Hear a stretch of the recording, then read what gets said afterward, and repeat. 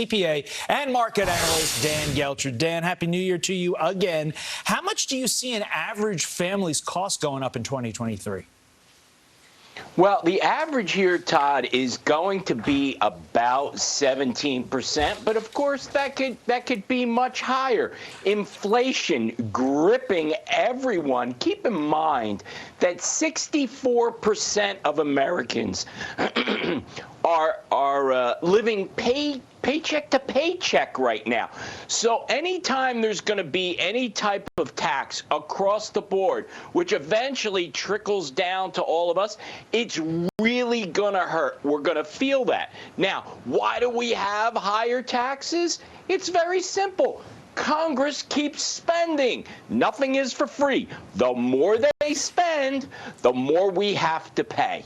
But dialing down on energy prices, they're already through the roof. I mean, that was the story of 2022. So why would Democrats then pass legislation to raise taxes even higher on already high energy prices? It makes no sense.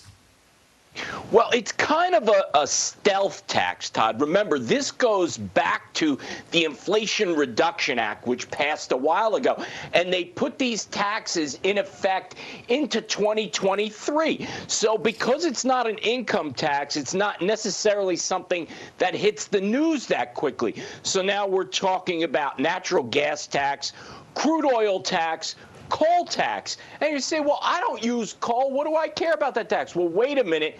Coal is used to create energy. So all of these energy costs, we're going to feel it across the board. And of course, going into the winter months, that's the worst possible time for these things to take effect. Yeah, so basically, the providers get taxed, and of course, they then pass that tax on to you. Dan, you know me pretty well. I have run out of lights to shut off in my house, and I can't yell at my family anymore to shut off lights. We're tapped out. There are no more lights to shut off, Dan.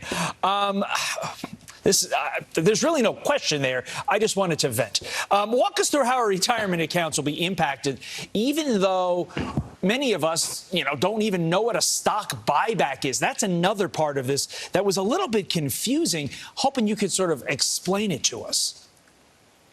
Sure. So what happens with stock buybacks is when you have companies that have excess cash, they go and say, okay, instead of paying a dividend, we're going to purchase our stock back.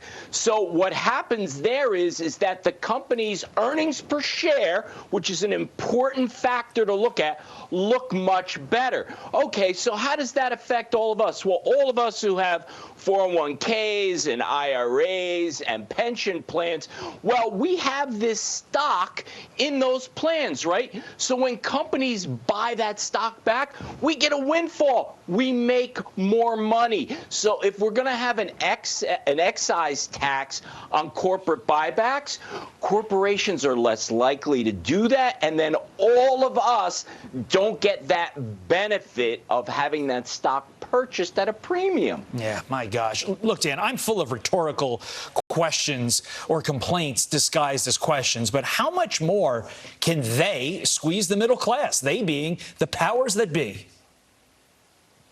They'll continue squeezing until people start to fight back when they vote, because that's what politicians listen to. Everything that they do is based upon re-election.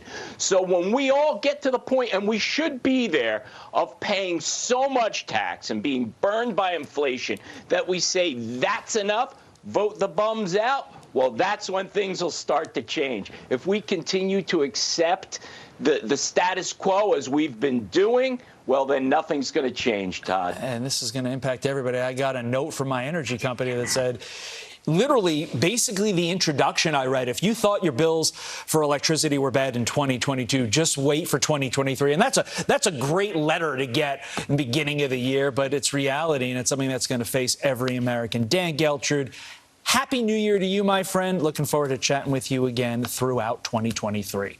On to the NFL.